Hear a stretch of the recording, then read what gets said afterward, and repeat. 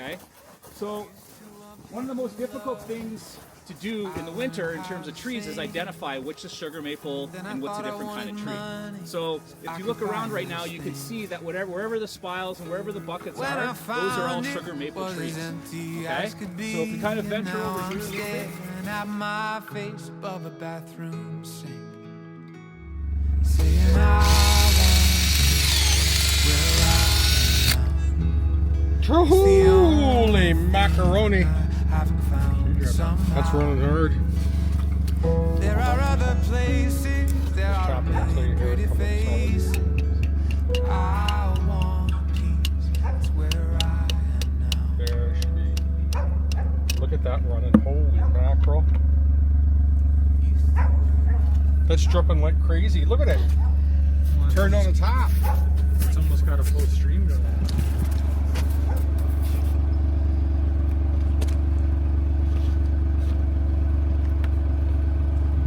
Okay, usually I'm going to put 2 on this tree. I'm going to just grab, oh, get the drill there. So where the sun comes up here, that's where the sun's coming up, and it's kind of shifting quick that way.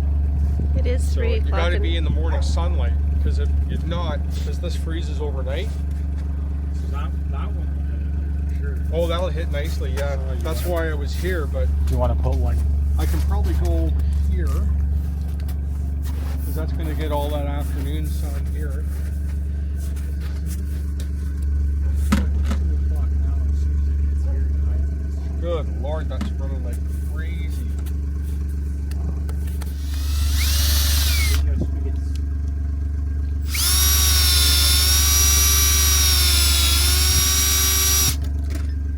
Woo!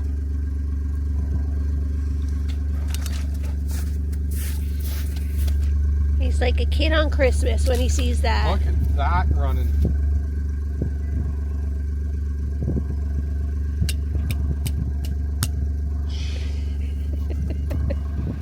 Chia! Safety goggles. Literally squirting all over my face.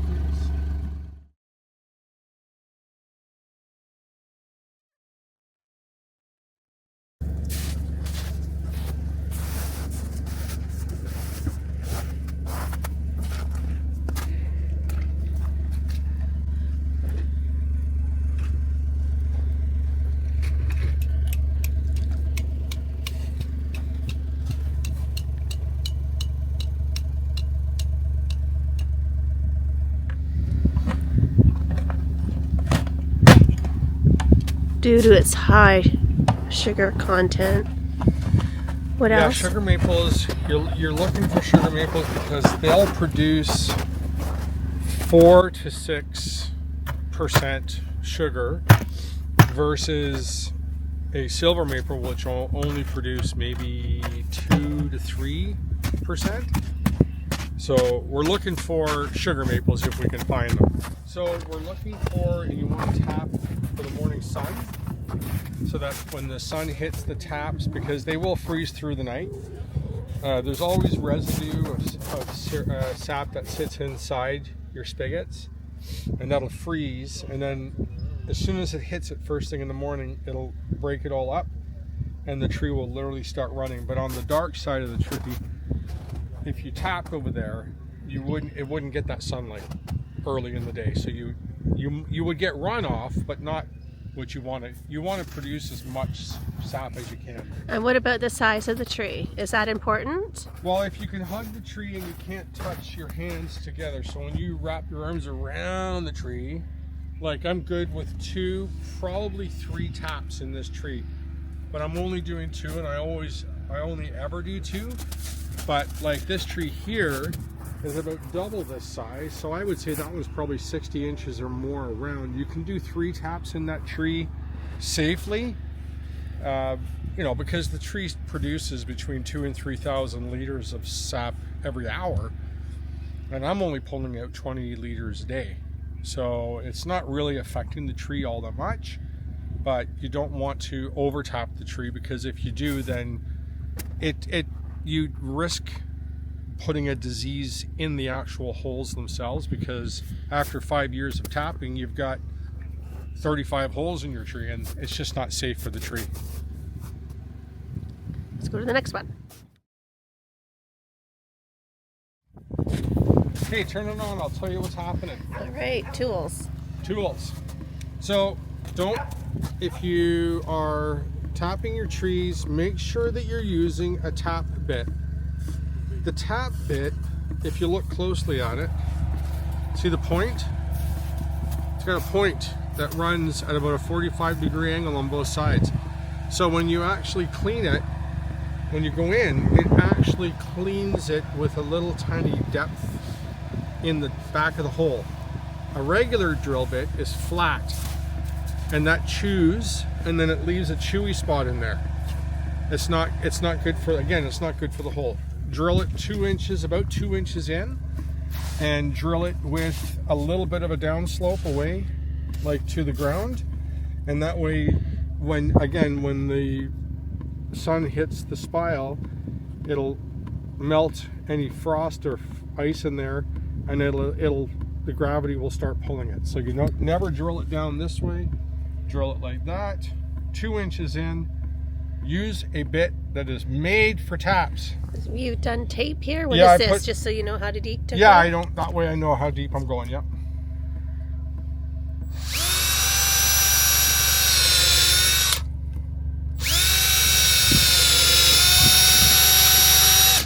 Sometimes when you get a little bit of dirt in there, see how I'm running already? But you want to take a branch, a little tiny stick that's sitting on the ground. You don't want to put any foreign objects. This stick came from this tree, so it's mated to the tree. So when you put your piece in to clean out the stuff that you've always use a stick. Don't take this stick now and go do that tree. You always take a stick off the ground from the tree that you're working on. Don't put your mouth on there. Again, the tree is sensitive.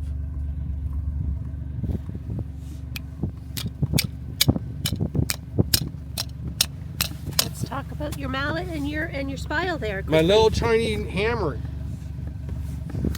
Use your little hammers. Don't use big hammers, guys. You're going to damage your tree.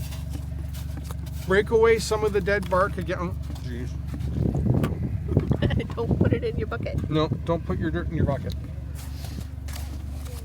So yeah. Break away what? Break away some yeah, of the... I like to break away some of the dead bark So where that I'm drilling so that the bucket sits flat and doesn't move around a lot. That's good, eh? And your spiles in your buckets is just food grade? No, they're food grade. These are actually from our local Mennonites, and they get them in from Quebec, and I buy it from them, and I think they're $1 a bucket or something like And that. just plastic spiles? Plastic spiles, and What's the difference between the metal spiles? Because I know you used to use those. oh yeah, but I never used metal, but that's, you know, back in the day, that's what people And don't used. put your drill in the snow? It's all good. Yeah, 2 big lids. Because if you do, you're causing trouble for the tree. Tap it until it's nice and snug. And then over here, I got another spot. Right there, yeah. Okay.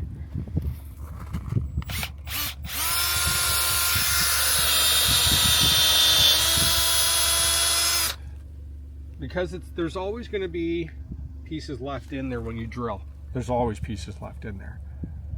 So you just want to take the pieces out that you've left in. And that's it. So now that it's nice and clean, you let it run for a second. Once it runs for a second, tap it in.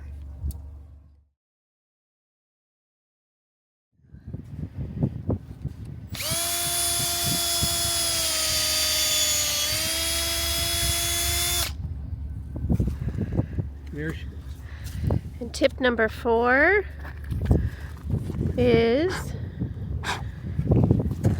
tapping the spile in gently. Not Yeah, small hammer, tap it until it thuds.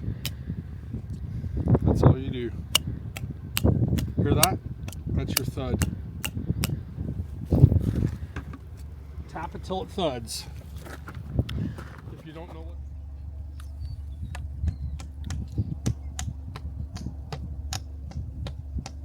till it's snug, and that's it.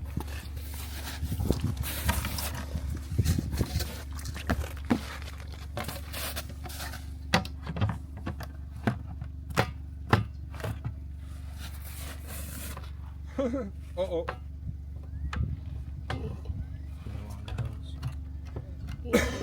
You need a stone under it.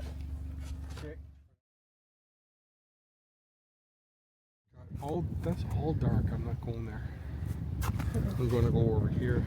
Well, here's a hole that you tapped before. Yeah. So you got to tap That's a 6 big one. inches to the left or right, or 2 feet There's another one there. I did. above or below. See how it's grown in? Yeah, Yeah. it heals. It's healed nicely. I like that. That's a good tap.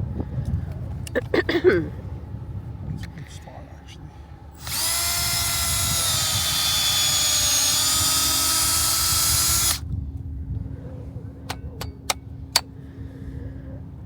There she be.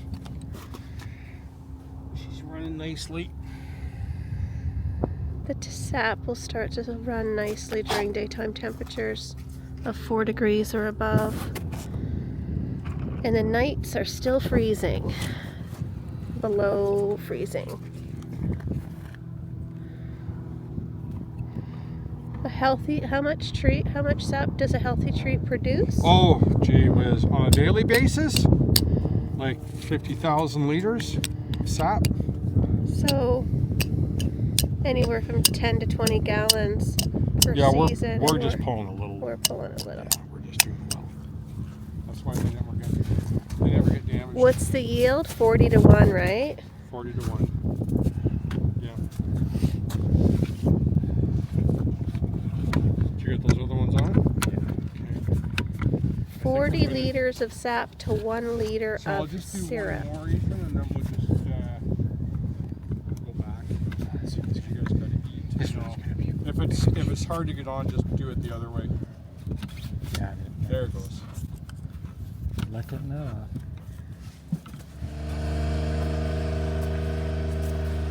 I like collecting water. He only likes to tap along here because they don't salt this road. He wouldn't normally tap along the tree line, but because it's a country dirt road, they don't put a lot of salt on it.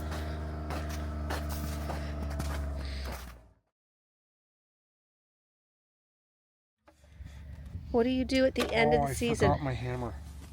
You grabbing your hammer, please? Thanks. Pardon? When the sap has stopped flowing, how do you take care of the end of season? I have a tap puller. You don't use a hammer to pull the taps. It's an actual tap puller. And it pulls them out, and that protects the tree and the hole. And then you don't do anything after that. So when do you stop collecting the sap? Once the trees start budding? Once your night times stay warm. Above 0. Yeah. For consecutive, like 3 days. And when you pull your taps, do you plug the holes? No. You don't put any foreign objects in there. It will heal over itself? Yeah. Oh, that's a lot. I'll bet you it's still producing right there. I bet you it's got some big old neck right here, but this is You This got is- stuff in your bucket? this was this last year, unfortunately. This is the nest that's rotting. This one. Unfortunately. This Look at one that. She's running nice. you might be able to tap here in the future.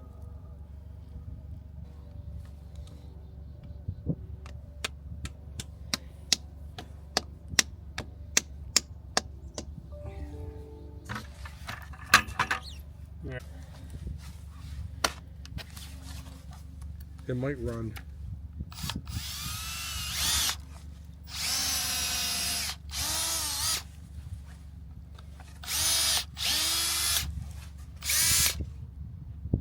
Oh yeah. Oh geez. Is it running? Yeah. Okay. Okay, so tip number 6 and final tip is end of season care. What do you do at the end of the I season? forgot my hammer. You grabbing your hammer, please? Thanks. Pardon? When the sap has stopped flowing, how do you take care of the end of season? I have a tap puller. You don't use a hammer to pull the taps. It's an actual tap puller. And it pulls them out, and that protects the tree and the hole. And then you don't do anything after that. So when do you stop collecting the sap? Once the trees start budding? Once your night times stay warm. Above 0? Yeah. For consecutive, like 3 days. And when you pull your taps, do you plug the holes? No. You don't put any foreign objects in there. It will heal over itself? Yeah. I'll bet you it's still producing right there. I bet you it's got some big old neck right here, but this is You got stuff in your bucket? this is this last year, unfortunately. This is the neck that's rotting. This one. Unfortunately. This Look one at that. She's really nice. you might be able to tap here in the future. But this side of the tree where we're putting the spout now, this is the last year. Look how dead it is. Holy shit.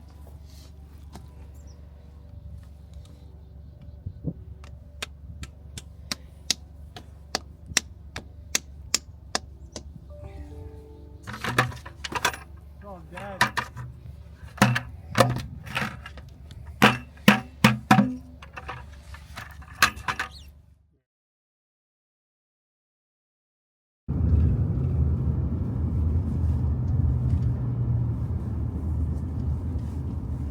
Oh, there we go. Hello, people. Oh boy. Oh boy. Okay, now I feel like a fool. What was that sigh for? This is it. Hello, family friends. We are here at Silver Creek Valley Maple Syrup Festival. This is a festival that is talking about the indigenous way of boiling sap and making it. There's a whole experience, so we're just going to walk along and have some fun. So let's go have some fun. Let's do it. Let's do it. How is it, Eli? Pancakes. No, the syrup. We're not talking about this. Is the pancake. We're talking about the syrup.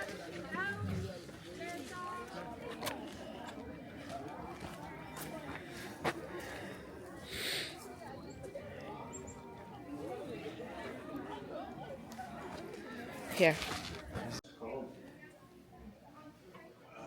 English translation is called eagle staff. Megazine, Mig 1. That's what it's called, an eagle staff. And it's made of a lot of different elements that come from nature itself. This is a, big one is a cedar. Cedar is very important to us. Do you want to quit? This is deer hide. The color red is very important to us also. This is also the hide from an otter. There's some of them. As it's a place of learning, behind an eat. It's probably made like this in the older area, but this is a newer area, so we want to have more of our colors and symbols and stuff like that. But that's the reason these things, that's where it came from. So sometimes I get bugged.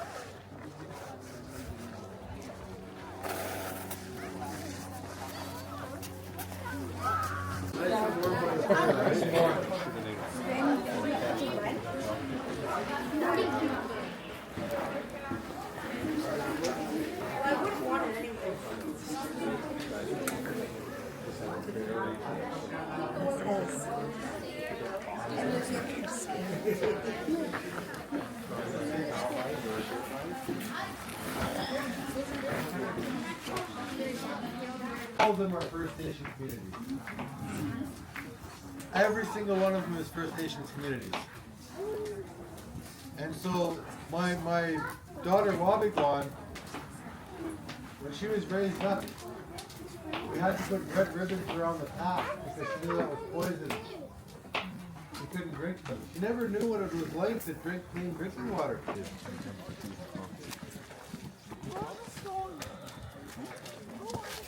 Buckets tapped all over the place. Basically our area sort of goes from the road down there all the way along the edge of the pine and then all the way to that corner over there. So the reason we call it the sugar bush is because in this area right here where you are, there are lots and lots of what we call sugar maples. Okay, so if you look around, you'll see all sorts of different kinds of trees. So this tree right here is not a sugar maple. Anyone know what kind of tree this is? What do you think? Oak. It's an oak tree, yeah, right? So in this bush right here, you'll have oak trees, you'll have ironwood, you'll have hickory, but the most predominant tree in this area right here is the sugar maple tree. Now, you can tap pretty much any tree. An oak tree, you can tap, you'll get very, very, very, very limited amount of sap, if any at all. But if you look right behind you right there, this tree right here that goes up and kind of V's off, that's a hickory tree. You can also tap a hickory tree as well, but it's a very, very bitter kind of syrup that'll give off. And you have to boil it a long time in order to make any syrup whatsoever. Okay? So one of the most difficult things to do in the winter in terms of trees is identify which is sugar maple and what's a different kind of tree. So if you look around right now, you can see that wherever the spiles and wherever the buckets are, those are all sugar maple trees. Okay? So if we kind of venture over here a little bit into the tree. And what that does is it goes through the sapwood where those veins are, where all that sugar water is traveling. And then when it gets warmer during the day, all of that sugar water is going from up at the end of the branches and the buds back down the tree, and then some of it goes into our spile here. And this is actually the best driftway rate we've had in the past 3 weeks. So we tapped these trees 3 weeks ago, and this is an amazing drift rate. So by the end of the day, this bucket is going to be filled up to here.